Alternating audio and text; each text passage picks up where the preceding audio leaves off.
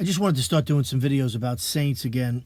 I found a book of all different saints for different months, so I just thought I would, do a few of them. Because a lot of people don't know about the saints. There's so many, and we just don't know. Catholics don't really know. They especially don't know about the martyrs, and they're very important. Now, May 17th is Saint Pascal Babylon, and he was born in 1540 and died in 1592. Maybe some of you might not know him. But anyway,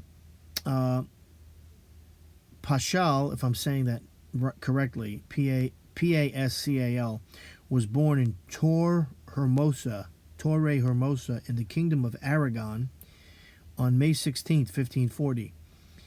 That's Spain, I believe. His parents were humble and pious farmers named Martin Baylon and Elizabeth Jubera.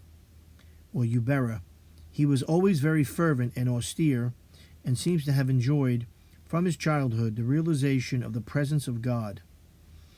From the time he was 12 till he was 24, he was a shepherd, watching first his father's flock, then that of Martinez Garcia, a rich landowner of Monteforte.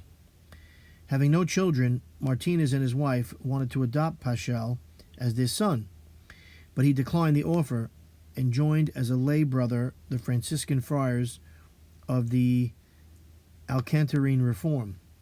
From 1544 until his death, he lived at one time or another in the monasteries of Montefiore, Elche, Yamila, Almanzura, Almanda, Villarreal, and Valencia.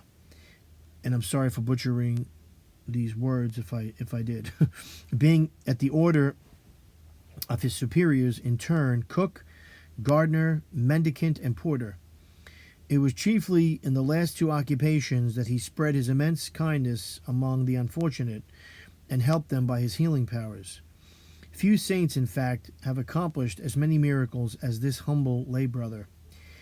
When there was a question of his canonization, Saint Bellarmine, in presenting the case, cited miracles so many and so great that a cardinal cried out before the whole consistory, "A saculo non est auditum tale."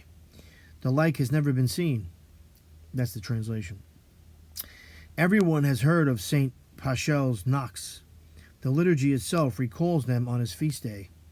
They are the knocks he gives as though to make his presence known to those about whose salvation he is particularly concerned. Sometimes strong and violent, these signs provoke terror. Sometimes soft and gentle, they bring hope. Sometimes they are simple and clear, like awaited answers or friendly warnings. They have often been called to order those who are lacking in respect for the consecrated host. They say, too, that our saint never lets his friends die without warning them 3 days in advance, by sounds coming from his relics or from his images. Pascal died at the monastery of Villarreal the day he entered his 53rd year. Pope Leo XIII named him special patron of Congress and other Eucharistic associations. In fact, now that I think about it, I have his little bone relic, actually. But you might want to do a little further research. This is kind of just to whet your interest. Saint Pascal or Pascal Baylon, Baylon, Pascal. Look him up. He's very interesting. And it's good to know the saints, absolutely. So there's a new one for you to investigate. Take care.